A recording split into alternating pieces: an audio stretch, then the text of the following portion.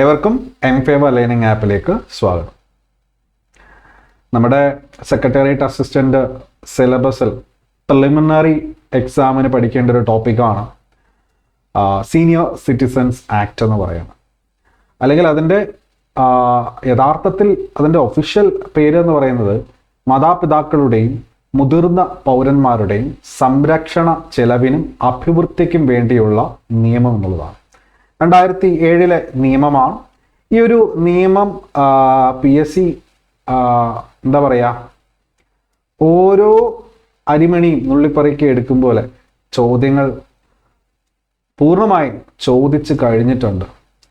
അപ്പോൾ ഓൾറെഡി മുന്നേ PSCയിലൊക്കെ പ്രിപ്പയർ ചെയ്തിട്ടുള്ള കുട്ടികളാണെന്നുണ്ടെങ്കിൽ അവർക്കറിയാം ഇതിലെ ഓരോ ഇമ്പോർട്ടൻ്റ് ആയിട്ടുള്ള കാര്യങ്ങളും അതിൽ നിന്നെല്ലാം ചോദിച്ചു കഴിഞ്ഞു. ഇനി ചോദ്യങ്ങൾ PSC ചോദിക്കാനില്ല എന്നുള്ളതാണ്.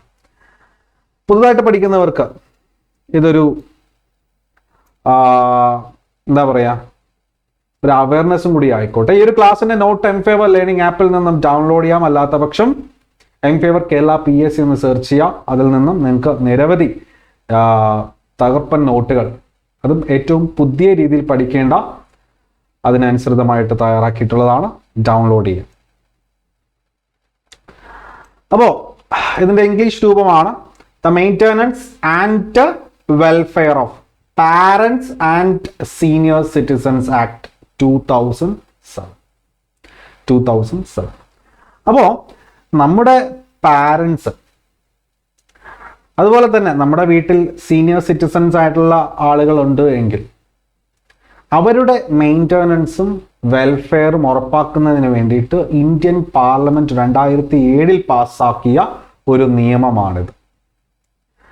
ഓക്കെ, അപ്പോൾ ഇവിടെ ശ്രദ്ധിക്കുക, നമ്മുടെ രാജ്യത്ത് സീനിയർ സിറ്റിസൺ എന്ന് പറയുന്നത് ഒരു വ്യക്തി അയാളുടെ ഏജ് 60 ഓർ എബവ് ആണ് എങ്കിൽ മാത്രമാണ് സീനിയർ സിറ്റിസൺ എന്നുള്ള ഒരു കാറ്റഗറിയിലേക്ക് മാറ്റപ്പെടുന്നത്. അപ്പോൾ ശ്രദ്ധിക്കുക, നമ്മുടെ രാജ്യത്ത് പാർലമെന്റ് പാസ്സാക്കിയ നിയമപ്രകാരം ആരാണ് ഒരു സീനിയർ സിറ്റിസൺ?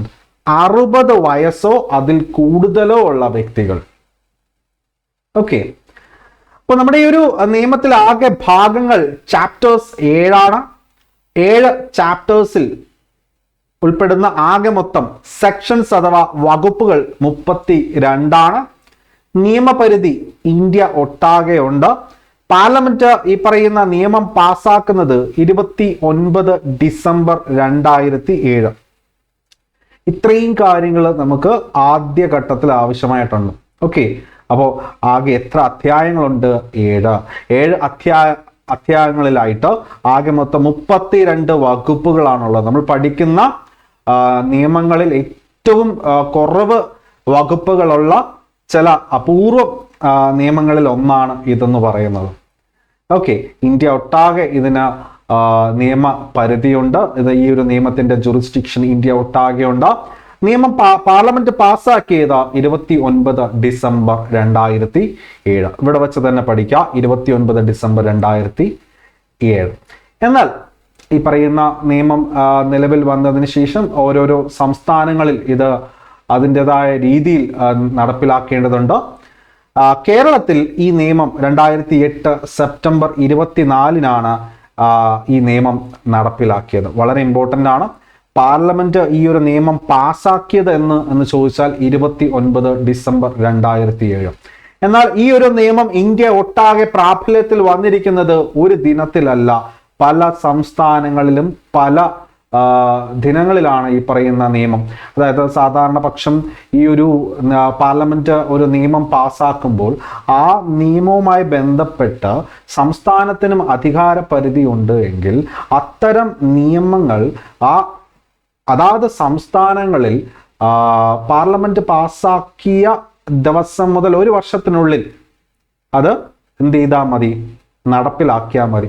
അങ്ങനെയൊക്കെയാണ് നമ്മുടെ പാർലമെന്റിലെ കാര്യങ്ങൾ എന്ന് പറയുന്നതും നിയമ പ്രാബല്യ കാര്യങ്ങളെക്കുറിച്ചുമൊക്കെ നമുക്ക് പറയാനുള്ളത്. അപ്പോൾ ഇവിടെ 29 ഡിസംബർ 2007, 1 വർഷം തികയുന്നതിന് മുന്നേ തന്നെ 2008 സെപ്റ്റംബർ 24 കേരളത്തിൽ നിയമം നടപ്പിലാക്കി. എന്നാൽ ഇതിന്റെ ഭാഗമായി കേരളത്തിലെ മാതാപിതാക്കളുടെയും മുതിർന്ന പൗരന്മാരുടെയും സംരക്ഷണ ചെലവിനും അഭിവൃദ്ധിക്കും വേണ്ടിയുള്ള ചട്ടങ്ങൾ നിലവിൽ വന്നത് 2008 ആഗസ്റ്റ് 28-നാണ്. അപ്പോൾ ഇവിടെ ശ്രദ്ധിക്കണം, വളരെ ഇമ്പോർട്ടൻ്റ് ആണ്. ഓഗസ്റ്റ് കഴിഞ്ഞിട്ടാണ് സെപ്റ്റംബർ വരുന്നത് അല്ലേ. പക്ഷേ നിയമം കേരളത്തിൽ പ്രാബല്യത്തിലായത് 2008 സെപ്റ്റംബർ മാസത്തിലാണെങ്കിൽ ഏതൊരു നിയമം എന്ന് പറഞ്ഞാൽ ആക്ട് ആണ്. നമുക്ക് എല്ലാവർക്കും അറിയാം, പാർലമെന്റിൽ ആദ്യമായിട്ടൊരു നിയമം കൊണ്ടുവരണമെങ്കിൽ അത് ഇൻട്രൊഡ്യൂസ് ചെയ്യുന്നത് ബിൽ എന്ന രൂപേണയാണ്. ഒരു ബില്ലായിട്ട് ആദ്യം ഇൻട്രൊഡ്യൂസ് ചെയ്യുകയും പാർലമെന്റ് പാസ്സാക്കി പ്രസിഡന്റ് ഒപ്പുവെക്കുമ്പോഴാണ് ഒരു ബില്ല് ഈ പറയുന്ന രീതിയിൽ ആക്ട് ആയിട്ട് മാറുന്നത്, ഒരു ബില്ല് നിയമമായിട്ട് മാറുന്നത്. അപ്പോൾ ഈ പറയുന്ന നിയമം പ്രാബല്യത്തിൽ വരുന്നത് മറ്റൊരു ദിവസമായിരിക്കാം അല്ലെ. അപ്പൊ ഇവിടെ കേരളത്തിൽ 2008 സെപ്റ്റംബർ 24-നാണ് പാർലമെന്റ് പാസ്സാക്കിയ 2007 സീനിയർ സിറ്റിസൺസ് ആക്ട് നിലവിൽ വന്നത്. എന്നാൽ ഇത്തരത്തിലുള്ള നിയമങ്ങൾ അതാത് പ്രദേശങ്ങളിൽ നല്ല രീതിയിൽ നടപ്പിലാക്കുന്നതിന് വേണ്ടിയിട്ട് അല്ലെങ്കിൽ ഇംപ്ലിമെന്റ് ചെയ്യുന്നതിന് സഹായകരമായിട്ടുള്ള ചില റൂൾസ് അഥവാ ചട്ടങ്ങൾ എന്ത് ചെയ്യാം, അതും ഫോം ചെയ്യാനുള്ള അധികാരം സർക്കാരിനുണ്ട്. അപ്പോൾ നമ്മുടെ ഈ നിയമം നമ്മുടെ സംസ്ഥാനത്ത് നല്ല രീതിയിൽ ഇംപ്ലിമെന്റ് ചെയ്യണമെങ്കിൽ അതിന് ഉതകുന്ന രീതിയിലുള്ള ചില ചട്ടങ്ങൾ, റൂൾസ് കൂടി ആവശ്യമായിട്ടുണ്ട്. അത്തരത്തിലുള്ള റൂൾസ് പക്ഷേ 2008 സെപ്റ്റംബറിന് മുന്നേ തന്നെ കേരളത്തിൽ കൊണ്ടുവരികയും ചെയ്തു. 2008 ആഗസ്റ്റ് മാസത്തിൽ, ആഗസ്റ്റ് 28-ന്. ഓക്കെ, അപ്പോൾ റൂൾസ് നിലവിൽ വന്നതിന് ശേഷമാണ് ആ റൂൾസ്, ആ ആക്ട് നടപ്പിലാക്കാൻ ഉതകമാകുന്ന രീതിയിൽ ആദ്യമേ തയ്യാറാക്കി നിലവിൽ വന്നതിന് ശേഷമാണ് ഇന്ത്യയിൽ സീനിയർ സിറ്റിസൺസ് ആക്ട് എന്ന് നടപ്പിലാക്കി 2008 സെപ്റ്റംബർ 24. 2-3 തവണ PSC ചോദിച്ചിട്ടുള്ളതാണ്. റൂൾസിന്റെ കാര്യം ചോദിച്ചിട്ടില്ല, ബട്ട് സ്റ്റിൽ നമുക്ക് അറിഞ്ഞിരിക്കണം. ഏതൊരു നിയമവും അത് കൃത്യമായി ഇംപ്ലിമെന്റ് ചെയ്യണമെങ്കിൽ അതിന് സഹായകരമാകുന്ന ചട്ടങ്ങൾ അഥവാ റൂൾസ് സർക്കാർ പുറപ്പെടുവിക്കാറുണ്ട്. ഈ റൂൾസ് എന്ന് പറയുന്നത് പാർലമെന്റ് അല്ല പുറപ്പെടുവിക്കുന്നത്. നിയമം ഉണ്ടാക്കുക എന്ന് പറയുന്ന ജോലിയാണ് പാർലമെന്റിനുള്ളത്. ആ നിയമങ്ങൾ കൃത്യമായി പാലിക്കപ്പെടേണ്ടതിന് സഹായകരമാകുന്ന ചില വ്യവസ്ഥകൾ അല്ലെങ്കിൽ ചില സംവിധാനങ്ങൾ, ചട്ടങ്ങളുടെ ഭാഗമായിട്ട് തയ്യാറാക്കുന്നത് സർക്കാരാണ്, ഗവൺമെന്റ് ആണ്. ഓക്കെ, അപ്പോൾ ആകെ മൊത്തം നമ്മൾ പഠിച്ചു. ഈ പറയുന്ന 7 ഭാഗങ്ങളിലായിട്ട് 32 വകുപ്പുകളാണുള്ളത്. ഓക്കെ, പ്രധാനപ്പെട്ട ഭാഗങ്ങൾ നമുക്ക് നോക്കാം. ഭാഗം 1 എന്ന് പറയുന്നത് എന്താണ് ഈ റൂൾ അറിയപ്പെടുന്ന പേര് ഇങ്ങനെയാണ്. ഈ റൂളുമായി ബന്ധപ്പെട്ടിട്ട് ആരാണ് കുട്ടികളെന്നും ആരാണ് ബന്ധുക്കളെന്നും എന്താണ് ഒരു ട്രിബ്യൂണൽ എന്നും അത്തരത്തിലൊരു ഡെഫിനിഷൻസ്, നിർവചനങ്ങളെയാണ് അവിടെ പറഞ്ഞിരിക്കുന്നത്. ഓക്കെ, മാത്രമല്ല ഈ ഒരു റൂൾ നിലവിൽ വരേണ്ട ഒരു ആവശ്യ കാലഘട്ടത്തെക്കുറിച്ചുമൊക്കെ അവിടെ പറയുന്നുണ്ട്. അതുകൊണ്ട് നമുക്ക് ഭാഗം 1 ഇമ്പോർട്ടൻ്റ് അല്ല. ഓക്കെ, ഭാഗം 2 മുതൽ 6 വരെ മതി. ഓക്കെ, എപ്പോഴും ഏറ്റവും അവസാനത്തെ ചാപ്റ്റർ മിസ്സലേനിയസ് ആയിട്ടുള്ള കാര്യങ്ങളായിരിക്കും. അതുകൊണ്ടാണ് നമുക്ക് ഭാഗം 2 ഒന്ന് നോക്കാം. മാതാപിതാക്കളുടെയും മുതിർന്ന പൗരന്മാരുടെയും സംരക്ഷണം. ഇവിടെ ശ്രദ്ധിക്കുക, ഇത്തരത്തിൽ ഒരു നിയമവുമായി ബന്ധപ്പെട്ട് ഭാഗം അല്ലെങ്കിൽ വകുപ്പുകൾ ധാരാളമായിട്ട് ചോദിക്കുന്നുണ്ടെങ്കിൽ അവ ഒരു എന്താ പറയുക, ഒരു സ്റ്റേറ്റ്മെന്റ് രൂപേണ, അല്ലെങ്കിൽ നമ്മൾ പറയും പണ്ട് സ്കൂളിലൊക്കെ പഠിക്കുന്ന സമയത്ത് ഒരു മാച്ച് ദ ഫോളോയിങ് എന്ന ടൈപ്പിൽ ഒരു സ്റ്റേറ്റ്മെന്റ് ക്വസ്റ്റ്യനുമായിട്ടാണ് വരുന്നത്. ഓക്കെ, അപ്പോൾ നമുക്ക് നോക്കാം. ഭാഗം 2 എന്തിനെ പറ്റി പറയുന്നു? മാതാപിതാക്കളുടെയും മുതിർന്ന പൗരന്മാരുടെയും സംരക്ഷണത്തിന്റെ ആവശ്യകതയെക്കുറിച്ചും അതുമായി ബന്ധപ്പെട്ട വ്യവസ്ഥകളുമാണ്. ഭാഗം 3 എന്ന് പറയുന്നത് വാർദ്ധക്യകാല ഗ്രഹങ്ങൾ സ്ഥാപിക്കൽ, അതായത് ഓൾഡ് ഏജ് ഹോംസ് ഉണ്ടല്ലോ, അത് സ്ഥാപിക്കലുമായിട്ട് ഭാഗം 3. ഭാഗം 4 എന്ന് പറയുന്നത് മുതിർന്ന പൗരന്മാരുടെ വൈദ്യ പരിരക്ഷയ്ക്കുള്ള വ്യവസ്ഥകൾ, അതായത് അവരുടെ ആ ഒരു മെഡിക്കലും മറ്റ് ഹെൽത്തുമായി ബന്ധപ്പെട്ടിട്ടുള്ള വ്യവസ്ഥകളാണ് ഭാഗം 4-ൽ പറഞ്ഞിരിക്കുന്നത്. ഭാഗം 5 മുതിർന്ന പൗരന്റെ ജീവനും സ്വത്തിനുമുള്ള സംരക്ഷണം, അവരുടെ ലൈഫ് ആൻഡ് അതുപോലെ തന്നെ പ്രോപ്പർട്ടി, അതിനുള്ള സംരക്ഷണം. ഉദാഹരണം, ഈ ഭാഗം 5 നമ്മുടെ കോടതി വരെ എടുത്ത് പറയുന്നുണ്ട്. നമ്മുടെ മാതാപിതാക്കളെ അതുപോലെ തന്നെ മുതിർന്ന പൗരന്മാരെ നമ്മൾ യാതൊരു രീതിയിലും സംരക്ഷിച്ചിട്ടില്ല എന്നുണ്ടെങ്കിൽ അതൊരു ക്രിമിനൽ കുറ്റമായിട്ടാണ് കാണുന്നത്. ഓക്കെ, അതിനൊക്കെ എന്താണ്, അതിനൊക്കെ ആധാരം എന്ന് പറയുന്നത് നമ്മുടെ പാർലമെന്റ് പാസ്സാക്കി ഈ ഒരു നിയമം തന്നെയാണ്. ഭാഗം 6 എന്ന് പറയുന്നത് കുറ്റങ്ങളും വിചാരണയ്ക്കുള്ള നടപടിക്രമങ്ങളും, അതായത് മാതാപിതാക്കളെ നോക്കാതെ അവരെ ഉപദ്രവിക്കുകയും മറ്റു ചെയ്യുന്ന അവസരങ്ങൾ നമ്മൾ ധാരാളം കാണുന്നുണ്ട്. അപ്പൊ അത്തരക്കാർക്കുള്ള കുറ്റങ്ങളും അവർക്ക് വേണ്ടിയിട്ടുള്ള വിചാരണ നടപടിക്രമങ്ങളൊക്കെയാണ് ഭാഗം 6 പറഞ്ഞിരിക്കുന്നത്. അപ്പോൾ ഭാഗം 2 മുതൽ 6 വരെയുള്ള കാര്യങ്ങളൊന്ന് നോക്കി വയ്ക്കുക. സിമ്പിളാണ്. ഓക്കെ, അപ്പോൾ ഈ പറയുന്ന ഭാഗം 2 മുതൽ 6 നമുക്ക് വേണ്ടത്. ഭാഗം 1 ഞാൻ പറഞ്ഞു ഡെഫിനിഷൻസും മറ്റു കാര്യങ്ങളും. ഭാഗം 7 മിസ്ലേനിയസ് ആയിട്ടുള്ള കാര്യങ്ങളാണ്. അപ്പോൾ ആകെ മൊത്തം 7 ഭാഗങ്ങളിലായിട്ട് 32 വകുപ്പുകൾ ചേർക്കപ്പെട്ടിട്ടുണ്ട്. ഓക്കെ, പ്രധാനപ്പെട്ട വകുപ്പുകൾ മാത്രം നമ്മൾ പഠിച്ചാൽ മതി, 32 പഠിക്കേണ്ട ആവശ്യമില്ല. ഓക്കെ, അപ്പോൾ നമുക്ക് ആദ്യമായിട്ട് പഠിക്കേണ്ടത് PSC ഈ കഴിഞ്ഞ പരീക്ഷയ്ക്ക് ചോദിച്ചതേ ഉള്ളൂ, 10ാം തര പരീക്ഷയ്ക്കായിരുന്നു തോന്നുന്നു, വകുപ്പ് 2 H. അതായത് ഈ പറയുന്ന വകുപ്പ് 2 എന്ന് പറയുന്നത് എന്താ? നമ്മുടെ ആകെ മൊത്തം ഭാഗങ്ങൾ എത്രയാണ്? 7 ഭാഗങ്ങൾ അല്ലെ. അതിൽ ഭാഗം 1 എന്ന് പറയുന്നത് ഡെഫിനിഷൻ, നിർവചനങ്ങൾ, ഇതെന്തായിരിക്കണം അതെന്തായിരിക്കണം ഉദ്ദേശിക്കുന്നത് എന്നതിനെ കുറിച്ചാണ്. അപ്പോൾ ഭാഗം 1ലെയാണ് വകുപ്പ് 2 H എന്ന് പറയുന്നത്. വകുപ്പ് മിക്കവാറും നിയമങ്ങളില് വകുപ്പ് 2 എന്ന് പറയുന്നത് എപ്പോഴും ഡെഫിനിഷൻസ് ആയിരിക്കും. ഓക്കെ, ഭാഗം 1 അഥവാ ചാപ്റ്റർ 1ൽ വകുപ്പ് 2 അഥവാ സെക്ഷൻ 2 എന്ന് പറയുന്നത് ഡെഫിനിഷൻസ് ആയിരിക്കും. ഒരു ചിൽഡ്രൻ എന്ന് പറയുന്നത് ഇത്ര ഏജിന് താഴെയുള്ള അല്ലെങ്കിൽ ഇത്ര എന്നുള്ള അർത്ഥത്തോടു കൂടി, ആരാണ് ബന്ധു, എന്താണ് ട്രിബ്യൂണൽ, ആരാണ് ഓഫീസർ എന്ന് ഉദ്ദേശിക്കുന്നത് തുടങ്ങിയുള്ള ഡെഫിനിഷൻസ് ആണ് അവിടെ നൽകുന്നത്. എന്താണ് ഒരു സീനിയർ സിറ്റിസൺ അല്ലെ. അപ്പൊ വകുപ്പ് 2 H പ്രകാരം, 2ൽ സബ് ക്ലോസ് H പ്രകാരം മുതിർന്ന പൗരന്മാർ എന്നാൽ 60 വയസ്സോ അതിൽ കൂടുതലോ പ്രായമുള്ള ഏതൊരു ഇന്ത്യൻ പൗരനുമാകാം എന്നാണ് പറയുന്നത്. ഏതൊരു ഇന്ത്യൻ പൗരനുമാകാം. അപ്പോൾ സ്വാഭാവികമായിട്ടും ഈ ഒരു ചോദ്യം അല്ലെങ്കിൽ ഈ ഒരു ആക്ട് പഠിക്കുന്നതിന് മുന്നേ ആയിട്ട് ഈ ഒരു ആക്ട് നമ്മുടെ സിലബസിൽ, അതായത് ഈ പറയുന്ന 10th ലെവൽ അതുപോലെ തന്നെ 12th ഡിഗ്രി ലെവൽ സിലബസിനൊക്കെ നമുക്ക് ആവശ്യമായിട്ടുള്ള ആക്റ്റാണ്. അപ്പോൾ ഈ ഒരു ആക്ട് നമ്മൾ പഠിക്കുന്നതിന് മുന്നേ തന്നെ PSC പണ്ട് കാലത്തൊക്കെ ചോദ്യങ്ങൾ ചോദിച്ചു വന്നിട്ടുണ്ട്. നമ്മുടെ രാജ്യത്ത് മുതിർന്ന പൗരന്മാർ എന്ന് പറയുന്നത് എത്ര വയസ്സ് അറ്റൈൻ ചെയ്ത വ്യക്തികളാണെന്നുള്ളത്. പലപ്പോഴും ഉദ്യോഗാർത്ഥികൾ തെറ്റിച്ച് 65 എന്ന് കൊടുത്തിട്ടുണ്ട്. 65 എന്ന് കൊടുത്തിട്ടുണ്ട്. കാരണം മറ്റൊന്നുമല്ല, നമ്മുടെ വീട്ടിൽ നമ്മുടെ പ്രായമായ അച്ഛൻ അമ്മ ഉണ്ടെങ്കിൽ നമ്മൾ എല്ലാ ദിവസവും കാണുന്നത് കൊണ്ട് അവരത്ര പ്രായമായി എന്ന് നമ്മൾ വിചാരിക്കുന്നുമില്ല. അവരിപ്പോഴും നമുക്ക് പഴയ പോലെ ഊർജ്ജസ്വലതയോടുകൂടി നടക്കുന്ന ആൾക്കാർ എന്നുള്ള ചിന്തയിലാണ് നിൽക്കുന്നത്. അപ്പോൾ എൻ്റെ ഫാദർ ഇപ്പോൾ റിട്ടയർ ആയിട്ട് വർഷങ്ങളായി അല്ലേ. അപ്പോൾ എനിക്ക് തോന്നുന്നു ഒരു 7 വർഷമായി കാണും. ബട്ട് സ്റ്റിൽ നമുക്ക് ആ ഒരു റിട്ടയർ ആകുമ്പോൾ ഉണ്ടാവുന്ന ആ ഒരു പ്രായം തന്നെയാണ് മനസ്സിലുള്ളത്. 60 മേലെ അറ്റൈൻ ചെയ്തു എന്നുള്ളത് എന്താ പറയുക, ഈ അടുത്ത കാലത്താണ് ഞാൻ തന്നെ ചിന്തിച്ചു തുടങ്ങിയത്. 63 വയസ്സുണ്ട്. അപ്പോൾ നമ്മൾ ചിന്തിക്കും 63 വയസ്സിൽ എൻ്റെ വാപ്പ ഇറങ്ങി നടക്കുന്നുണ്ട്, ഊർജ്ജസ്വലതയോടുകൂടി മറ്റ് പാർട്ടി പരിപാടികൾക്കും ഒക്കെ ആയിട്ട് ഇറങ്ങി നടക്കുന്നുണ്ട്, എന്നാൽ മറ്റ് വലിയ ബുദ്ധിമുട്ടുകളൊന്നും ഇല്ലാതെ പോകുന്നുണ്ട്. ഓക്കെ, അപ്പോൾ നമ്മൾ വിചാരിക്കും അപ്പോൾ അതൊരു സീനിയർ സിറ്റിസൺ ആണോ? അപ്പോൾ നമ്മൾ വിചാരിക്കും സീനിയർ സിറ്റിസൺ എന്ന് പറയുമ്പോൾ ഒടിഞ്ഞ് മടങ്ങി കുത്തി നടക്കുന്ന ആ ഒരു സാഹചര്യം അല്ലേ. അപ്പോൾ അവിടെയാണ് ശ്രദ്ധിക്കേണ്ടത്. നമ്മുടെ രാജ്യത്ത് സീനിയർ സിറ്റിസൺസിന് വേണ്ടിയിട്ട് നിരവധി ക്ഷേമ പദ്ധതികൾ കേന്ദ്രവും സംസ്ഥാനവും എടുക്കുന്നുണ്ട്. ഓക്കെ, അപ്പോൾ ഈ പറയുന്ന 60 അല്ലെങ്കിൽ 60 വയസ്സിന് മേലെയുള്ളവരാണ് സീനിയർ സിറ്റിസൺ എന്ന് പറയുന്നത്. വകുപ്പ് 2 H പ്രകാരമാണ്. ഇനി മാതാപിതാക്കൾക്ക് മുതിർന്ന പൗരന്മാർക്ക്, ഇവിടെ ശ്രദ്ധിക്കാം, ഞാനിവിടെ ടോട്ടാലിറ്റി പറയുകയാണെന്നുണ്ടെങ്കിൽ നമ്മുടെ നിയമം എന്ന് പറയുന്നത് തന്നെ എന്താണ്? Maintenance and welfare of parents and senior citizens അല്ലേ. അപ്പോൾ പാരൻസും ഉണ്ട്, സീനിയർ സിറ്റിസൺസും ഉണ്ട്. അപ്പോൾ മാതാപിതാക്കൾക്ക് മുതിർന്ന പൗരന്മാർക്കും പ്രതിമാസ ജീവനാംശം വേഗത്തിലുള്ള നടപടിക്രമത്തിലൂടെ ലഭ്യമാക്കുന്നു. അതായത് ഒരു പ്രതിമാസം അവരുടെ മെയിൻ്റെനൻസിന് വേണ്ടിയിട്ട് നമുക്ക് ഈ പറയുന്ന അവരുടെ നല്ല കാലത്ത്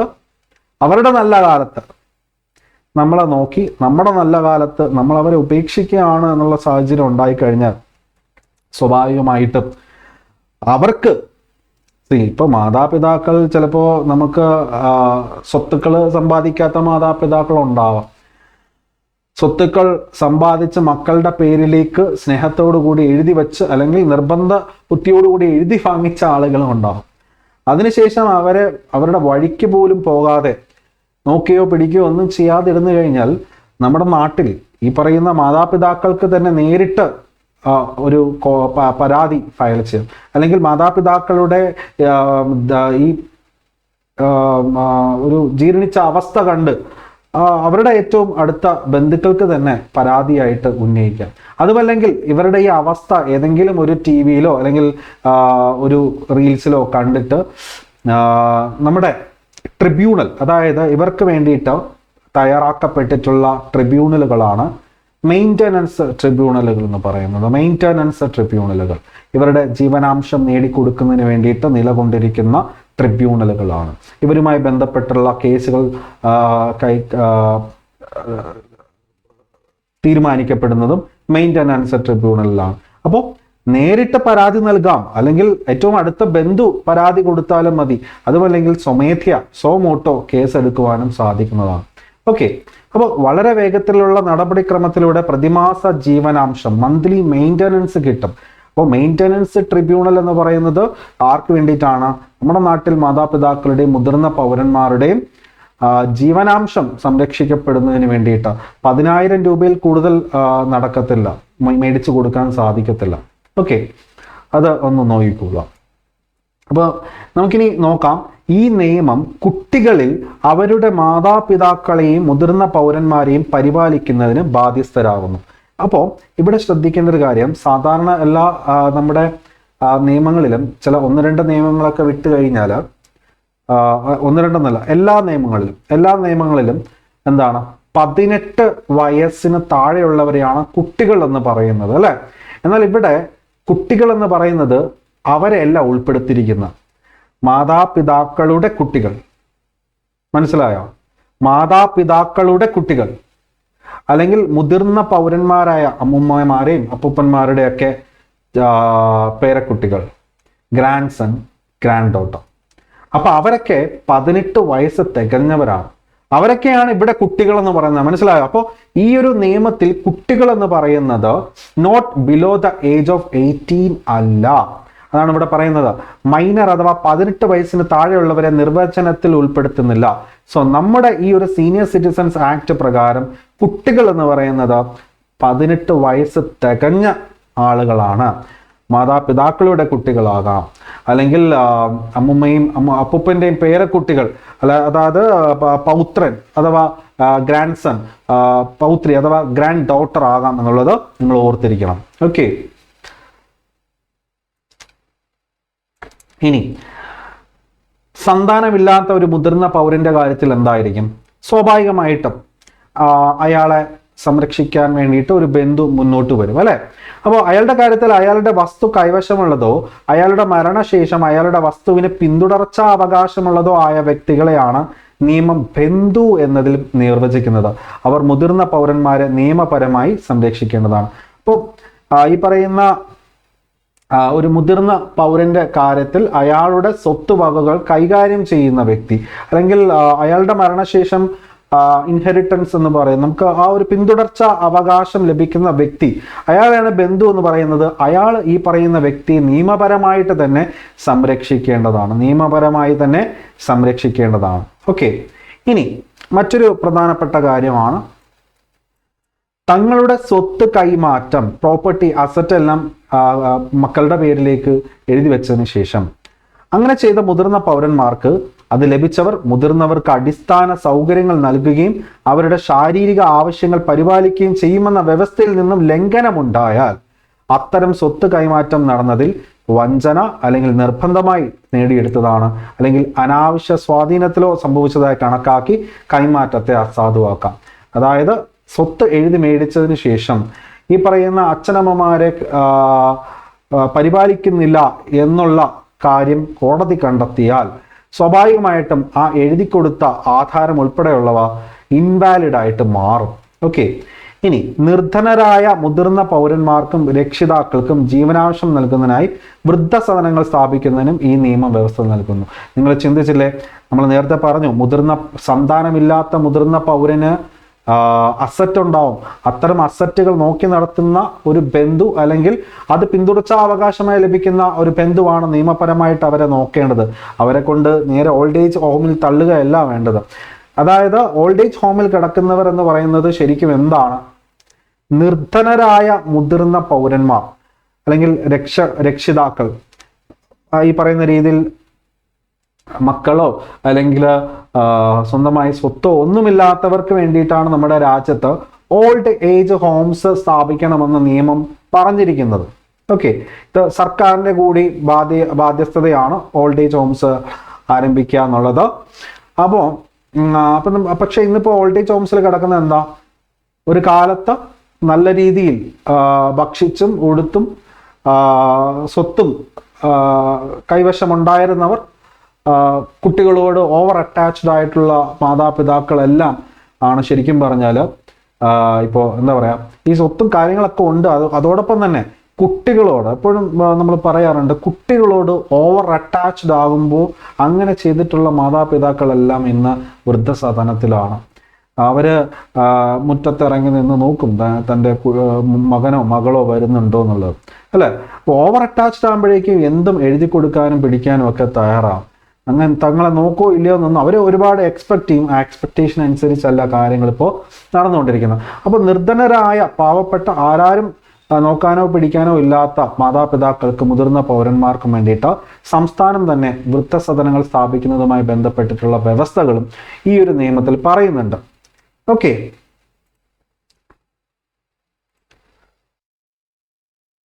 ഇനി പ്രധാനപ്പെട്ട വകുപ്പുകളിലേക്ക് പോവാം. വകുപ്പ് 2H എന്ന് പറയുന്നത് ആരാണ് മുതിർന്ന പൗരന്മാർ എന്നുള്ളതിനെ പറ്റിയായിരുന്നു.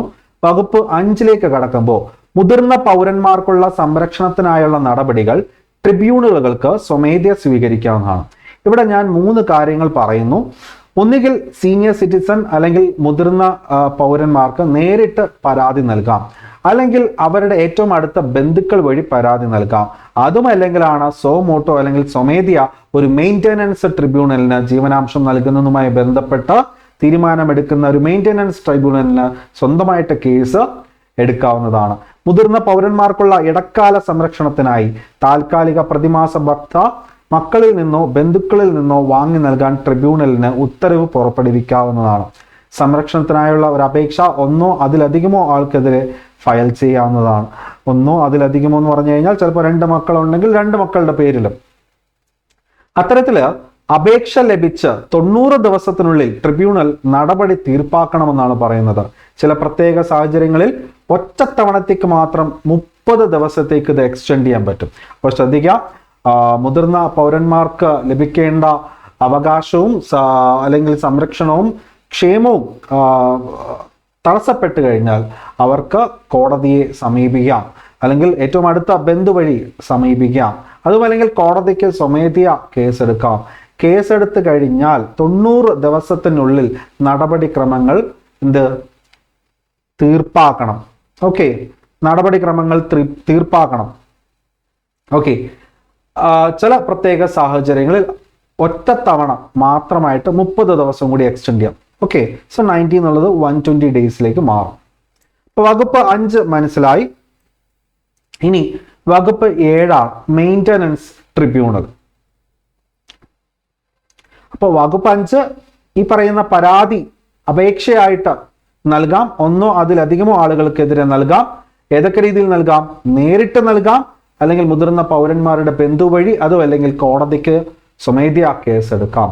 അങ്ങനെ ഒരു അപേക്ഷ ലഭിച്ചു കഴിഞ്ഞാൽ 90 ദിവസത്തിനുള്ളിൽ നടപടിക്രമം പാലിക്കണമെന്നും വേണ്ടി വന്നാൽ ചില പ്രത്യേക സാഹചര്യങ്ങളിൽ അധികമായി ഒറ്റത്തവണ 30 ദിവസം കൂടി എക്സ്റ്റെൻഡ് ചെയ്യാൻ പറ്റും. വകുപ്പ് 7 എന്ന് പറയുന്നത് മെയിൻ്റനൻസ് ട്രിബ്യൂണൽ ആണ്. സംസ്ഥാന ഗവൺമെന്റ് ഓരോ സബ് ഡിവിഷനുകളിലും ഒന്നോ അതിലധികമോ ട്രിബ്യൂണലുകൾ രൂപവൽക്കരിക്കും. ജീവനാംശം സംബന്ധിച്ച ഉത്തരവിന്റെ തീരുമാനത്തിനും വിധി നിർണയത്തിനും വേണ്ടി ഇവ നിലകൊള്ളുന്നു. അപ്പോൾ ശ്രദ്ധിക്കുക, സംസ്ഥാന ഗവൺമെന്റ് ഓരോ ജില്ലയിലും എന്നുള്ളതല്ല, ജില്ലകളിൽ തന്നെ സബ് ഡിവിഷനുകളുണ്ട്. ഓരോ സബ് ഡിവിഷനുകളിലും ഒന്നോ അതിലധികമോ മെയിൻ്റനൻസ് ട്രിബ്യൂണലുകൾ സ്ഥാപിക്കുമെന്നാണ് പറയുന്നത്. ഓക്കെ, ഒരു സംസ്ഥാനത്തിന്റെ സബ് ഡിവിഷണൽ ഓഫീസർ റാങ്കിൽ കുറയാത്ത ഒരു ഉദ്യോഗസ്ഥനാണ് ട്രിബ്യൂണൽ അധ്യക്ഷനാവുക. അപ്പോൾ ശ്രദ്ധിക്കുക, ഒരു സംസ്ഥാനത്തിന്റെ സബ് ഡിവിഷണൽ ഓഫീസർ SDO റാങ്കിൽ കുറയാത്ത ഒരു വ്യക്തിയാണ് ട്രിബ്യൂണലിന്റെ അധ്യക്ഷനാക്കുന്നത്. അപ്പോൾ ട്രിബ്യൂണലിന്റെ അധ്യക്ഷനാക്കുമ്പോൾ ഈ ട്രിബ്യൂണലിന് എന്താണ് അധികാരം എന്ന് പറയുന്നത്? ഈ ട്രിബ്യൂണലിന് നമ്മുടെ രാജ്യത്ത് എന്താ പറയാ, മനുഷ്യാവകാശ കമ്മീഷനും അതുപോലെ വനിതാ കമ്മീഷനും ഒക്കെ ഉള്ള പോലെ തന്നെ ഈ പറയുന്ന ട്രിബ്യൂണലിനും ഒരു സിവിൽ കോടതിയുടെ അധികാരമുണ്ട്. അതായത് ആളുകളുടെ ഹാജർ നിർബന്ധമാക്കുന്നതിലും, അതായത് ആളുകളെ നേരിട്ട് വിളിച്ചു വരുത്തുക, ഈ ഒരു കേസുമായി ബന്ധപ്പെട്ട് ഇപ്പോൾ പ്രോപ്പർട്ടിയായിട്ടൊക്കെ ബന്ധപ്പെട്ട് എഴുതി കൊടുത്തിട്ടുണ്ട്. അപ്പോൾ അത്തരത്തിലുള്ള ആധാരവുമായി ബന്ധപ്പെട്ട് വരുന്ന ഡോക്യുമെന്റ്സ് വേണമെങ്കിൽ രജിസ്ട്രേഷൻ വകുപ്പിൽ നിന്നും, അതായത് ബന്ധപ്പെട്ട സർക്കാർ വകുപ്പുകളിൽ നിന്നും ഡോക്യുമെന്റുകൾക്കായിട്ട് റിക്വസ്റ്റ് കൊടുത്ത് അത് മേടിക്കുവാനുള്ള അധികാരമുണ്ട്. ഓക്കെ, റിക്വസ്റ്റ് അല്ല, അത് ശരിക്കും പറഞ്ഞാൽ ട്രിബ്യൂണലിന്റെ കൽപ്പനയാണ്, ഓർഡറാണ്. അത്തരത്തിലുള്ള ഓർഡർ പുറപ്പെടുവിക്കാം. ഇവരുടെ ഓർഡർ നിരസിക്കുന്നവർക്കെതിരെ വാറണ്ട് പുറപ്പെടുവിക്കാം തുടങ്ങി ഒരു സിവിൽ കോടതിക്കുള്ള അധികാരമെല്ലാം മെയിൻ്റനൻസ് ട്രിബ്യൂണലിനുമുണ്ട്. അപ്പോൾ ഒരു ജില്ലയിൽ നിരവധി സബ് ഡിവിഷനുകളിലുണ്ട്. ഓരോ സബ് ഡിവിഷനുകളിലും ഒന്നോ അതിലധികമോ മെയിൻ്റനൻസ് ട്രിബ്യൂണലുകൾ സ്ഥാപിക്കാം. ആരാ സ്ഥാപിക്കുന്നത്? സംസ്ഥാന സർക്കാരാണ്, കേന്ദ്ര സർക്കാരല്ല, പാർലമെന്റ് അല്ല, സംസ്ഥാന നിയമസഭയല്ല, സംസ്ഥാന സർക്കാരാണ്. അവിടെ ശ്രദ്ധിച്ചോളണം, സംസ്ഥാന നിയമസഭയല്ല, സ്റ്റേറ്റ് ലെജിസ്ലേറ്റീവ് അസംബ്ലി അല്ല, സ്റ്റേറ്റ് ഗവൺമെന്റ് ആണ് അല്ലേ? സ്റ്റേറ്റ് ലെജിസ്ലേറ്റീവ് അസംബ്ലി എന്ന് പറയുമ്പോൾ സ്വാഭാവികമായിട്ട് അവിടെ ഭരണപക്ഷവും പ്രതിപക്ഷവും ഉണ്ടാവും. സ്റ്റേറ്റ് ഗവൺമെന്റ് എന്ന് പറയുമ്പോൾ ഭരണപക്ഷത്തിലെ മന്ത്രിമാരടങ്ങിയിട്ടുള്ള സംവിധാനമാണ്. ഓക്കെ, അപ്പോൾ ഒരു സംസ്ഥാനത്തിന്റെ സബ് ഡിവിഷണൽ റാങ്കിൽ കുറയാത്ത ഒരു ഉദ്യോഗസ്ഥനാണ് ട്രിബ്യൂണൽ അധ്യക്ഷനാകുന്നത് എന്നതിനെ പറ്റി നമ്മൾ പഠിച്ചു. ഇപ്പോൾ വകുപ്പ് 5 കഴിഞ്ഞു, വകുപ്പ് 7 മനസ്സിലാക്കി. ഇനി വകുപ്പ് 9 കടക്കാം. ട്രിബ്യൂണലുകൾക്ക് ഉത്തരവിടാൻ കഴിയുന്ന പരമാവധി മെയിൻ്റനൻസ് അഥവാ ജീവനാംശം അലവൻസ് എന്ന് പറയുന്നത് പ്രതിമാസം 10,000 രൂപയിൽ കവിയാൻ പാടുള്ളതല്ല. സോ മാക്സിമം ജീവനാംശം അല്ലെങ്കിൽ മാക്സിമം മന്ത്ലി മെയിൻ്റനൻസ് എന്ന് പറയുന്നത് എത്രയാണ്? ₹10,000 ഓൺലി. ഓക്കെ, വകുപ്പ് 13 നോക്കാം. ട്രിബ്യൂണൽ ഉത്തരവിട്ട തീയതി മുതൽ 30 ദിവസത്തിനുള്ളിൽ മുതിർന്ന പൗരന്മാർക്ക് നൽകേണ്ട ഏതെങ്കിലും തുക മുഴുവനുമായും കുട്ടികൾ അല്ലെങ്കിൽ ബന്ധുക്കൾ കൊടുത്തു തീർക്കേണ്ടതാണ്. അപ്പോൾ അറിഞ്ഞിരിക്കണം, അപേക്ഷ കൊടുത്താൽ 90 ദിവസത്തിനുള്ളിൽ ആ പറയുന്ന അപേക്ഷയുമായി ബന്ധപ്പെട്ട നടപടിക്രമങ്ങൾ പാലിക്കണമെന്നും ചില പ്രത്യേക സാഹചര്യങ്ങളിൽ 30 ദിവസം വരെ എക്സ്റ്റെൻഡ് ചെയ്യാമെന്നും വകുപ്പ് 5 പഠിച്ചതുപോലെ വകുപ്പ് 13 പറയുന്നത് എന്താണ്? ജീവനാംശം സംബന്ധിച്ച് ഒരു ഉത്തരവ് ട്രിബ്യൂണൽ പുറപ്പെടുവിച്ചു കഴിഞ്ഞാൽ, ആകെ ടോട്ടൽ മാക്സിമം എത്രേ പറ്റത്തുള്ളൂ? 10,000 രൂപ വരെ പുറപ്പെടുവിച്ചു കഴിഞ്ഞാൽ 30 ദിവസത്തിനുള്ളിൽ എന്ത് ചെയ്യണം? അത് ഈ പറയുന്ന വ്യക്തികൾ കൊടുത്തു തീർക്കണം, അവരുടെ കുട്ടികൾ അല്ലെങ്കിൽ ബന്ധുക്കൾ കൊടുത്തു തീർക്കേണ്ടതാണ്. അതാണ് വകുപ്പ് 13 എന്ന് പറയുന്നത്. ഇനി വകുപ്പ് 15 അപ്പീൽ ട്രിബ്യൂണൽ. ഓക്കെ, മെയിൻ്റനൻസ് ട്രിബ്യൂണലുകളുടെ ഉത്തരവിനെതിരായ അപ്പീൽ കേൾക്കാൻ ഓരോ ജില്ലയ്ക്കും ഒരു അപ്പീൽ ട്രിബ്യൂണൽ സംസ്ഥാന സർക്കാർ രൂപവൽക്കരിക്കും. ജില്ലാ മജിസ്ട്രേറ്റ് റാങ്കിൽ കുറയാത്ത ഒരു ഉദ്യോഗസ്ഥനാണ് അപ്പലേറ്റ് ട്രിബ്യൂണലിന്റെ അധ്യക്ഷൻ എന്ന് പറയുന്നത്. അപ്പോൾ ശ്രദ്ധിക്കുക, മെയിൻ്റനൻസ് ട്രിബ്യൂണൽ എന്താണെന്ന് നമ്മൾ പഠിച്ചു. ഓരോ ജില്ലയിലും നിരവധി സബ് ഡിവിഷനുകളിലുണ്ട്. അതുകൊണ്ട് തന്നെ സംസ്ഥാന സർക്കാർ ഓരോ സബ് ഡിവിഷനുകളിലും ഒന്നോ അതിലധികമോ മോർ ദാൻ 1 മെയിൻ്റനൻസ് ട്രിബ്യൂണലുകൾ രൂപവൽക്കരിക്കാമെന്ന് പറയുന്നത് പോലെ ഈ മെയിൻ്റനൻസ് ട്രിബ്യൂണലിന്റെ ഓർഡറിനെതിരെ എന്തെങ്കിലും ആക്ഷേപം ആർക്കെങ്കിലും ഉണ്ട് എങ്കിൽ, ഏതെങ്കിലും രീതിയിലുള്ള കംപ്ലൈന്റോ ഒക്കെ ഉണ്ടെങ്കിൽ അതിനെതിരെ അപ്പീൽ പോവാം. അതിനായിട്ട് ഒരു അപ്പീൽ ട്രിബ്യൂണൽ ഓരോ ജില്ലയിലും ഒരു അപ്പീൽ ട്രിബ്യൂണൽ ആണുള്ളത്. അത് സംസ്ഥാന സർക്കാർ തന്നെ ഫോം ചെയ്തിട്ടുണ്ട്. ജില്ലാ മജിസ്ട്രേറ്റ് റാങ്കിൽ കുറയാത്ത ഒരു വ്യക്തിയാണ് ഇവിടെ ഈ പറയുന്ന അപ്പീൽ ട്രിബ്യൂണലിന്റെ അധ്യക്ഷൻ എന്ന് പറയുന്നത്. വകുപ്പ് 16 എന്ന് പറയുന്നത് ഏതൊരു മുതിർന്ന പൗരനും മെയിൻ്റനൻസ് ട്രിബ്യൂണലിന്റെ ഉത്തരവിന്റെ തീയതി മുതൽ 60 ദിവസത്തിനുള്ളിൽ അപ്പീൽ ട്രിബ്യൂണലിലേക്ക് ഒരു അപ്പീലിന് അപേക്ഷിക്കാവുന്നതാണ്. കൂടാതെ പ്രസ്തുത കാലാവധിക്ക് ശേഷം മതിയായ കാര്യങ്ങളുണ്ടെങ്കിൽ അപ്പീൽ ട്രിബ്യൂണലിന് അപ്പീൽ പരിഗണിക്കാവുന്നതാണ്. അപ്പീൽ ട്രിബ്യൂണൽ ഒരു അപ്പീൽ സ്വീകരിച്ച് 1 മാസത്തിനുള്ളിൽ അതിന്റെ ലിഖിതമായ ഉത്തരവ് നൽകാൻ ശ്രമിക്കണം. അപ്പോൾ ഒന്നും കൂടി നമുക്ക് ഉറപ്പാക്കണം, ഏതെങ്കിലും രീതിയിൽ ജീവനാംശം വേണമെന്ന് പറഞ്ഞ് കോടതിയെ സമീപിക്കുകയാണെങ്കിൽ അപേക്ഷ കൊടുത്ത് 90 ദിവസത്തിനുള്ളിൽ അതിനു വേണ്ടിയിട്ടുള്ള നടപടിക്രമങ്ങൾ മെയിൻ്റനൻസ് ട്രിബ്യൂണൽ പാലിക്കേണ്ടതായിട്ടുണ്ട്. ഒറ്റത്തവണ 30 ദിവസം കൂടി അധികമായിട്ട് എക്സ്റ്റെൻഡ് ചെയ്യാനുള്ള അധികാരവും ആർക്കുണ്ട്? ഈ പറയുന്ന മെയിൻ്റനൻസ് ട്രിബ്യൂണലിനുണ്ട്. മെയിൻ്റനൻസ് ട്രിബ്യൂണലിന് മാക്സിമം 10,000 രൂപ മാത്രമേ മന്ത്ലി മെയിൻ്റനൻസ് അഥവാ പ്രതിമാസ ജീവനാംശമായിട്ട് കൊടുക്കാൻ ഉത്തരവിടാൻ സാധിക്കുകയുള്ളൂ. അത്തരത്തിൽ ഒരു ഉത്തരവ് വന്നു കഴിഞ്ഞാൽ സ്വാഭാവികമായിട്ടും 30 ദിവസത്തിനുള്ളിൽ തന്നെ ഉത്തരവ് വന്ന് 30 ദിവസത്തിനുള്ളിൽ തന്നെ കുട്ടികൾ അല്ലെങ്കിൽ ബന്ധുക്കൾ ഈ പറയുന്ന എമൗണ്ട് സംബന്ധിച്ച് മുഴുവൻ തുകയും എന്താണോ പറഞ്ഞിരിക്കുന്നത് അത് കൊടുക്കാൻ ബാധ്യസ്ഥരാണ്. ഇനി ഇതിനെതിരെ എന്തെങ്കിലും ആക്ഷേപമുണ്ടെങ്കിൽ ഇത്തരത്തിൽ ഒരു ഓർഡർ മെയിൻ്റനൻസ് ട്രിബ്യൂണൽ ഇറക്കി എത്രയാ 60 ദിവസത്തിനുള്ളിൽ അപ്പീൽ ട്രിബ്യൂണലിലേക്ക് ഒരു അപ്പീലിന് അപേക്ഷിക്കാവുന്നതാണ് ഈ കുട്ടികൾക്കോ അല്ലെങ്കിൽ ബന്ധുക്കൾക്കോ. അത്തരത്തിൽ ഇനി 60 ദിവസം കഴിഞ്ഞു പോയെന്ന് വിചാരിക്കുക, എക്സ്റ്റെൻഡ് ചെയ്ത് കൊടുക്കണമെങ്കിൽ അതിനുള്ള ഡിസ്ക്രിറ്ററി പവർ ആർക്കുണ്ട്? അപ്പീൽ ട്രിബ്യൂണലുണ്ട്. മാത്രമല്ല അപേക്ഷ സ്വീകരിച്ചു കഴിഞ്ഞാൽ വീണ്ടും 30 ദിവസം അല്ലെങ്കിൽ 1 മാസത്തിനുള്ളിൽ തന്നെ എന്ത് ചെയ്യണം? അതിൻ്റെ അതായത് ഈ പറയുന്ന അപ്പീൽ സംബന്ധിച്ച അപ്പീൽ ട്രിബ്യൂണലിന്റെ ഉത്തരവ് അത് ഇൻ റിട്ടേൺ ഫോർമാറ്റിൽ തന്നെ കൊടുക്കേണ്ടതായിട്ട് ഉണ്ട്. ഓക്കെ. വകുപ്പ് 18 സംസ്ഥാന സർക്കാർ ജില്ലാ സാമൂഹ്യക്ഷേമ ഓഫീസറുടെ റാങ്കിൽ കുറയാത്ത ഒരു ഉദ്യോഗസ്ഥനെ മെയിൻ്റനൻസ് ഓഫീസറായിട്ട് നിയമിക്കുന്നു. അതായത് ജില്ലാ സാമൂഹ്യ ക്ഷേമ ഓഫീസർ അല്ലെ. അപ്പോൾ അതായത് ഡിസ്ട്രിക്ട് സോഷ്യൽ വെൽഫെയർ ഓഫീസറാണ്. അപ്പോൾ ആ ഒരു റാങ്കിൽ കുറയാത്തൊരു ഉദ്യോഗസ്ഥനെ മെയിൻ്റനൻസ് ഓഫീസറായിട്ട് സംസ്ഥാന സർക്കാർ തന്നെ കൊണ്ടുവന്നിട്ടുണ്ട്. എന്തിനു വേണ്ടിയിട്ടെന്ന് പറഞ്ഞു കഴിഞ്ഞാൽ ഈ മുതിർന്ന പൗരന്മാർ അല്ലെങ്കിൽ മാതാപിതാക്കൾക്ക് നിർധനരായിട്ടുള്ള വ്യക്തികളാണ് എങ്കിലും അല്ലെങ്കിൽ ഇവർക്ക് വേണ്ടിയിട്ടുള്ള സഹായങ്ങൾ സർക്കാരിന്റെ ഭാഗത്തു നിന്നും ചെയ്യുന്നതിന് വേണ്ടിയിട്ടാണ് മെയിൻ്റനൻസ് ഓഫീസറിനെ നിയമിച്ചിരിക്കുന്നത്. മെയിൻ്റനൻസ് ട്രിബ്യൂണലിന്റെയോ അപ്പീൽ ട്രിബ്യൂണലിന്റെയോ നടപടിക്രമങ്ങൾ നടക്കുന്ന സമയത്ത് ഈ ഉദ്യോഗസ്ഥന് ഒരു രക്ഷിതാവിനെ പ്രതിനിധീകരിക്കാവുന്നതാണ്. ഓക്കെ. വകുപ്പ് 19 എന്ന് പറയുന്നത് വൃദ്ധസദനങ്ങൾ സ്ഥാപിക്കൽ എന്നുള്ളതാണ്. സംസ്ഥാന സർക്കാരിന് ഇവ സ്ഥാപിക്കുകയും പരിപാലിക്കുകയും ചെയ്യാം. ഓരോ ജില്ലയിലും കുറഞ്ഞത് ഒരു വൃദ്ധസദനമെങ്കിലും ഉണ്ടാവുകയും അത്തരത്തിലുള്ള ഒരു ഗ്രഹത്തിൽ കുറഞ്ഞത് 150 നിരാലംബരായ മുതിർന്നവരെയെങ്കിലും പാർപ്പിക്കാൻ കഴിയണം എന്നുള്ളതാണ്. അതായത് ആരോരും നോക്കാനില്ലാത്ത നിരാലംബരായ 100 കുറഞ്ഞത്. അപ്പൊ ഇവിടെ ശ്രദ്ധിക്കണം, ഈ ഒരു പോയിന്റ് PSC മത്സര പരീക്ഷയിൽ ഒന്നിൽ കൂടുതൽ തവണ സ്റ്റേറ്റ്മെന്റ് ആയിട്ട് വന്നിട്ടുള്ളതാണ്. ഓക്കെ. ഓരോ ജില്ലയിലും ഒരു വൃദ്ധസദനമെങ്കിലും സംസ്ഥാന സർക്കാർ ഫോം ചെയ്യണം. ഇനി അടുത്ത ഞാൻ പറയുന്നത് ഒന്നുകൂടെ നോക്കിയോ, ഓരോ സംസ്ഥാനങ്ങളിലും കുറഞ്ഞത് ഒരു വൃദ്ധസദനം സംസ്ഥാന സർക്കാർ ഫോം ചെയ്യണം. ഓക്കെ. ഇനി അപ്പോൾ ഇവിടെ കുറഞ്ഞത് മിനിമം എന്നുള്ളതാണ്.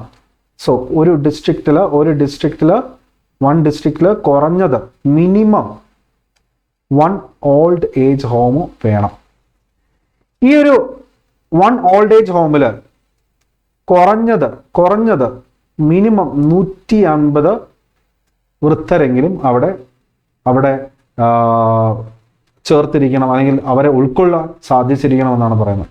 അപ്പോൾ സംസ്ഥാന സർക്കാരിന് ഇവ സ്ഥാപിക്കാം, പരിപാലിക്കുകയും ചെയ്യാം. ഓരോ ജില്ലയിലും കുറഞ്ഞത് ഒരു വൃദ്ധസദനമെങ്കിലും ഉണ്ടാവുകയും കുറഞ്ഞത് ഒരു വൃദ്ധസദനം അത്തരത്തിലുള്ള ഒരു ഗ്രഹത്തിൽ കുറഞ്ഞത് 150 നിരാലംബരായ ആരോരും നോക്കാനോ പിടിക്കാനോ ഇല്ലാത്ത മുതിർന്നവരെ പാർപ്പിക്കാൻ സാധിക്കുകയും വേണം. മെഡിക്കൽ പരിചരണത്തിന് ആവശ്യമായ മാനദണ്ഡങ്ങളും വിവിധ തരത്തിലുള്ള സേവനങ്ങളും അവർ നൽകണം. അത്തരം വീടുകളിലെ നിവാസികൾക്ക് വിനോദത്തിനുള്ള മാർഗങ്ങളും ഉണ്ടായിരിക്കേണ്ടതാണ്. അവർക്ക് അവരുടെ മാനസിക ഉല്ലാസങ്ങൾക്ക് വേണ്ടിയിട്ടുള്ള കാര്യങ്ങളെല്ലാം ഈ പറയുന്ന ഓൾഡ് ഏജ് ഹോമിൽ സംസ്ഥാന സർക്കാർ തയ്യാറാക്കി കൊടുക്കേണ്ടതായിട്ടുണ്ട്. വകുപ്പ് 20 നോക്കാം. മുതിർന്ന പൗരന്മാർക്കുള്ള വൈദ്യസഹായം ഉറപ്പാക്കുന്നതിനായി സർക്കാർ പൂർണ്ണമായോ ഭാഗികമായോ ധനസഹായം നൽകുന്ന സംസ്ഥാന സർക്കാർ ആശുപത്രികൾ സ്ഥാപിക്കേണ്ടതാണ്.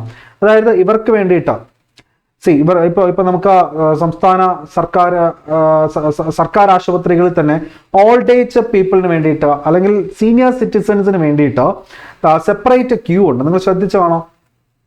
സീനിയർ സിറ്റിസൺസ് ആളുകൾക്ക് വേണ്ടിയിട്ട് ഒരു സെപ്പറേറ്റ് ക്യൂ ഉണ്ടോ? അവർക്ക് വേണ്ടിയിട്ട് ഒരു സെപ്പറേറ്റ്, അതായത് അവർക്കൊരു എന്താ പറയാ, മുതിർന്ന പൗരന്മാർക്ക് ആശുപത്രികളിൽ പ്രത്യേക ക്യൂ ഉണ്ടായിരിക്കേണ്ടതാണ്. വാർദ്ധക്യ സഹജമായ രോഗങ്ങൾക്കുള്ള പ്രതിരോധങ്ങൾക്ക് ഗവേഷണ പ്രവർത്തനങ്ങൾ ആരംഭിക്കുന്നതിനും ഊന്നൽ നൽകേണ്ടതായിട്ടുണ്ട് സംസ്ഥാന സർക്കാർ. ഓരോ ജില്ലാ ആശുപത്രികളിലും വാർദ്ധക്യ സഹജമായ രോഗങ്ങൾക്കുള്ള ചികിത്സാ സൗകര്യങ്ങൾ ഉറപ്പാക്കണം. അപ്പൊ അത്തരത്തിൽ സർക്കാർ ഈ പറയുന്ന വൃദ്ധർക്കായിട്ട് അല്ലെങ്കിൽ മുതിർന്ന പൗരന്മാർക്കായിട്ട് പൂർണ്ണമായിട്ടും വാർദ്ധക്യ സംബന്ധമായ രോഗങ്ങൾ ചികിത്സിക്കുന്ന ഒരു ആശുപത്രിയോ അല്ലെങ്കിൽ ഭാഗികമായിട്ട് അവർക്കും കൂടി പ്രാധാന്യം നൽകിക്കൊണ്ടുള്ള ഭാഗികമായ ഒരു ആശുപത്രിയോ ഫോം ചെയ്യേണ്ടതായിട്ടുണ്ട് അവർക്ക് വൈദ്യ പരിശോധനയ്ക്കും മറ്റുമൊക്കെ ആയിട്ട് എന്നുള്ളതാണ് വകുപ്പ് 20 പറയുന്നത്. ഇനി വകുപ്പ് 21 പറയുന്നത് എന്താണെന്ന് നോക്കാം. മുതിർന്ന പൗരന്മാരുടെ ക്ഷേമത്തിനായുള്ള പ്രചാരണം, ബോധവൽക്കരണം അഥവാ അവയർനെസ് മുതലായവയ്ക്കുള്ള നടപടികൾ സംസ്ഥാന സർക്കാർ സ്വീകരിക്കും. ഇതിനായിട്ട് TV, റേഡിയോ, അച്ചടി മാധ്യമം അഥവാ ന്യൂസ് പേപ്പർ തുടങ്ങിയ പൊതുമാധ്യമങ്ങളിലൂടെ കൃത്യമായ ഇടവേളകളിൽ ഈ നിയമം വ്യവസ്ഥയെ സംബന്ധിച്ചുള്ള വ്യാപകമായ പ്രചരണം നൽകുന്നു. അപ്പോൾ വകുപ്പ് 21 ലേറ്റസ്റ്റ് പരീക്ഷയിൽ ചോദിച്ചതാണ്. അതായത് ഈ പറയുന്ന അവയർനെസ് നമ്മൾ കാണുന്നില്ലേ, മുതിർന്ന പൗരന്മാരുടെ അവകാശവുമായി ബന്ധപ്പെട്ട് അവരുടെ ക്ഷേമ പ്രവർത്തനങ്ങൾക്കുമായി ബന്ധപ്പെട്ട് സംസ്ഥാന സർക്കാർ നടപ്പിലാക്കുന്ന വിവിധ പദ്ധതികളുടെ പരസ്യം വരുന്നുണ്ട്. അത് നമ്മൾ ശ്രദ്ധിച്ചോളണം. അത് ഈ വകുപ്പ് 21 പ്രകാരം സംസ്ഥാന സർക്കാരിന്റെ ബാധ്യസ്ഥതയായിട്ടാണ്, അല്ലെങ്കിൽ നിയമപരമായി ബാധ്യസ്ഥത ഉണ്ട് എന്നുള്ളതാണ്.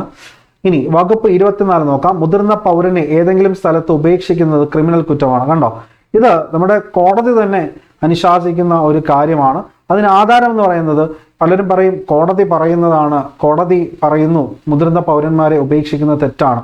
ശരിയാണ്, കോടതി പറയുന്നത് ശരിയാണ്. പക്ഷെ അതിന് ആധാരം എന്ന് പറയുന്നത് സീനിയർ സിറ്റിസൺസ് ആക്ട് 2007 വകുപ്പ് 24 ആണ്. ഓക്കെ, കൂടിയ തടവ് ശിക്ഷ, മാക്സിമം ഇംപ്രിസൺമെന്റ് എന്ന് പറയുന്നത് 3 മാസമാണ് കൂടിയ തടവ്. കൂടിയ പിഴ എന്ന് പറയുന്നത് 5000 രൂപയുമാണ്. ഓക്കെ, ഇനി വകുപ്പ് 32 എന്ന് പറയുന്നത് ഈ നിയമത്തിലെ ആവശ്യങ്ങൾ നടപ്പിലാക്കുന്നതിനായി സംസ്ഥാന സർക്കാരിന് ചട്ടങ്ങൾ ഉണ്ടാക്കാവുന്നതാണ്. കണ്ടോ, അപ്പോൾ ഇത് പാർലമെന്റ് പാസ്സാക്കിയ നിയമമാണ്. ആ നിയമം 1 വർഷത്തിനുള്ളിൽ പ്രാബല്യത്തിൽ വന്നാൽ മതി സംസ്ഥാനങ്ങളിൽ. അതുപോലെ തന്നെ ഈ നിയമങ്ങൾ നടപ്പിലാക്കുന്നതിന് വേണ്ടിയിട്ടുള്ള ആവശ്യങ്ങളിലേക്കായി ഉതകുന്ന രീതിയിലുള്ള വ്യവസ്ഥകൾ ഉൾക്കൊള്ളിച്ചുകൊണ്ട് ചട്ടങ്ങൾ അഥവാ റൂൾസ് സംസ്ഥാന സർക്കാരിന് ഫോം ചെയ്യാവുന്നതാണെന്നാണ് പറയുന്നത്.